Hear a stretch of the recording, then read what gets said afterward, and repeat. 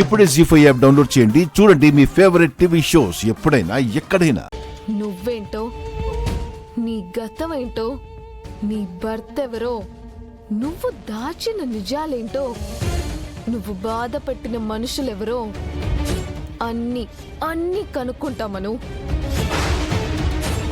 ఇక నుంచి ఒక్కరోజు కూడా నిన్ను మనశ్శాంతిగా ఉండనివ్వను. ఏంటి మను, దీనికి ఇలా అయిపోతున్నావు? నేను అసలు విషయం ఇంకా చెప్పనే లేదు. అయినా 6 అక్క కేసుని రీఓపెన్ చేస్తున్నారు. ఈసారి ఎలా అయినా సరే 6 అక్కని చంపిన వాళ్ళని తెలుసుకోవాలని డిసైడ్ అయ్యారు.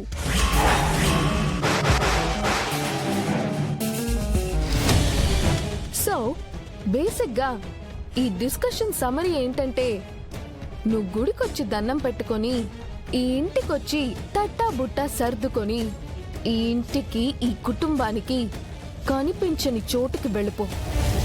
ఆయనకి నిజం తెలిసినా కనీసం ప్రాణాలతో అయినా ఉంటావు.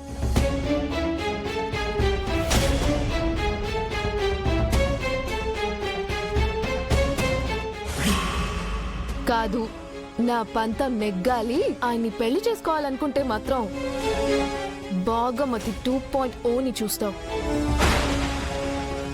అన్ని వైపుల నుంచి ఉచ్చు బిగించి ఉక్కిరి బిక్కిరి చేసి ఊపిరాడకుండా చేసి నీ నోటితోనే నిజం చెప్పేస్తామను.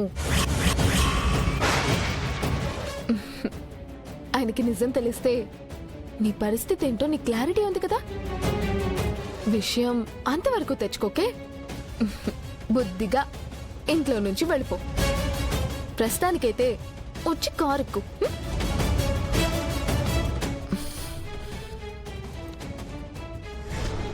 నువ్వు ఇక్కడి నుంచి కోల్కతా వెళ్ళాక అక్కడ పెళ్లి చేసుకున్నావు.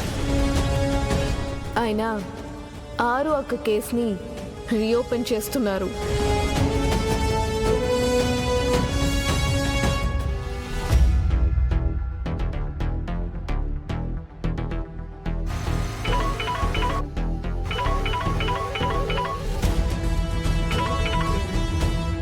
చెప్పండి మేడం. రే, ఎక్కడున్నావు? పని మీద బయటకు వచ్చాను మేడం. వెంటనే రామాలయంకొచ్చాయి, నీతో పని పడింది. గుడిలో నాకేం పని ఉంటుంది మేడం?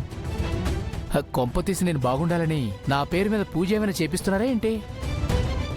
రే, జోకులేస్తే చంపేస్తాను విధవా. త్వరగా గుడి దగ్గరకు వచ్చి బాగిని చంపే మార్గం ఏంటో వెతుక్కో. ఇవాళ బాగిని నువ్వు చంపాలి. అందరం గుడికొస్తున్నాం. సీతారాముల కళ్యాణం హడావిడిలో అందరూ ఉంటారు. అదే హడావిడిలోనే దాని ప్రాణాలు పోవాలి.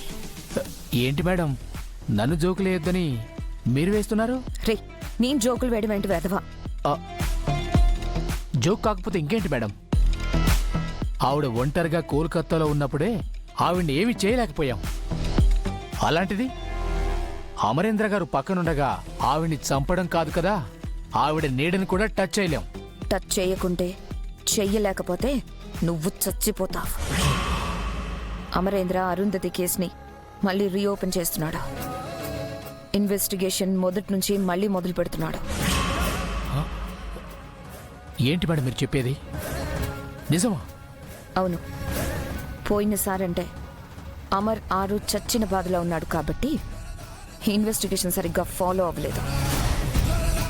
ఈసారి అలా కాదా, పూర్తి కాన్సంట్రేషన్ ఆ కేసు సాల్వ్ చేయడం మీదనే పెట్టాడు. ఇప్పుడు కానీ అమర్ గతంలోకి వెళ్తే మనమిద్దరం దొరికిపోతాం.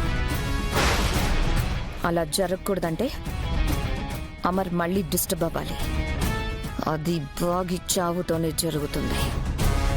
అందుకే దాన్ని ఇవాళ ఎలాగైనా చంపాలి. సరే మేడం, మీరు గుడికొచ్చేయండి, నేను వచ్చేస్తాను. ఏం చేయాలో ఆలోచిస్తా. సరే.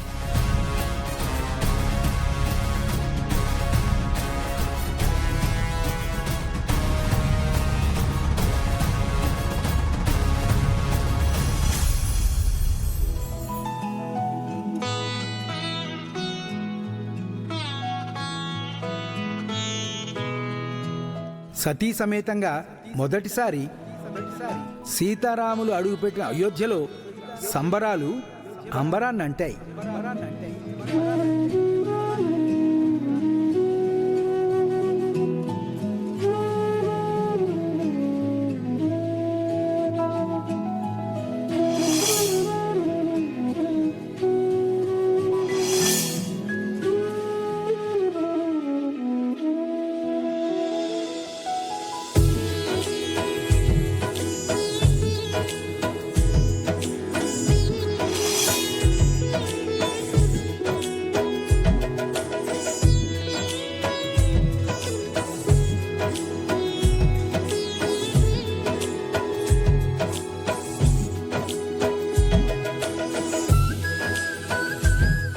నమస్కారం పంతులు గారు. నమస్కారం బాబు, మీ గురించే వెయిట్ చేస్తున్నాను. అమ్మా అవన్నీ అక్కడ పెట్టండి. ఇలా ఇవ్వండి.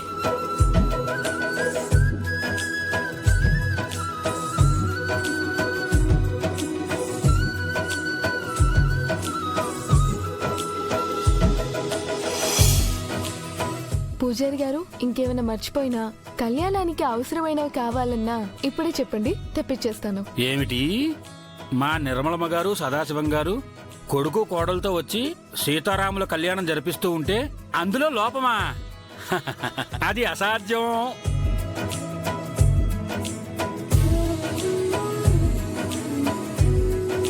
ఏ పూజ చేసినా ఏ నోము నోచినా వీళ్ళిద్దరి కోసమే పూజారి గారు. వీళ్ళిద్దరూ అన్యోన్యంగా ఉంటే అంతే చాలు.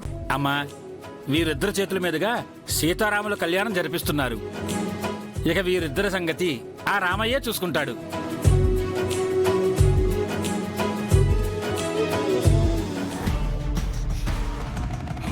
ఆయన చూసుకోవాలంటే ముందు ఇది బ్రతికుండాలి కదా పంతులు గారు. అయినా వాళ్ళిద్దరూ కలిసి పూజ చేస్తేనే కదా ఫలితం వచ్చేది. మీరేం టెన్షన్ పడకండి, కళ్యాణంలో పొద్దున్నే పైకి పంపించేస్తాను. పంతులు గారు, కళ్యాణం చేయడానికి ఇంకా ఎంతసేపు పడుతుంది? ఇంకో 20 నిమిషాలు పడుతుందండి. అయ్యా, మీరు సతీ సమేతంగా వెళ్లి ఆలయం చుట్టూ ప్రదక్షిణలు చేసిరండి. ఈ లోపు నేను కళ్యాణానికి ఏర్పాట్లు చేస్తాను. అలాగే అండి.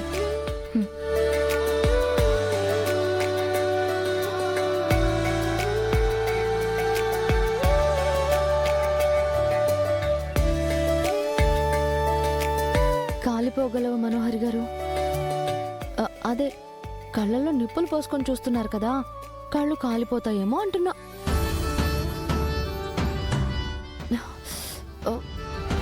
ఆంటీ, నేను వెళ్ళి విఘ్నేశ్వరుని దర్శనం చేసుకొని వస్తాను. సరేనమ్మా, వెళ్ళరా.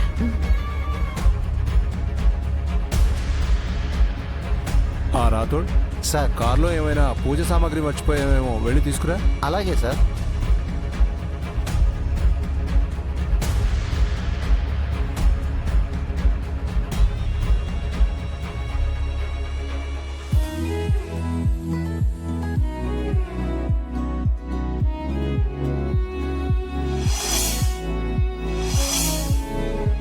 జీ5 యాప్ డౌన్లోడ్ చేసి అన్ని ఎపిసోడ్స్ పూర్తి ఉచితంగా చూడండి.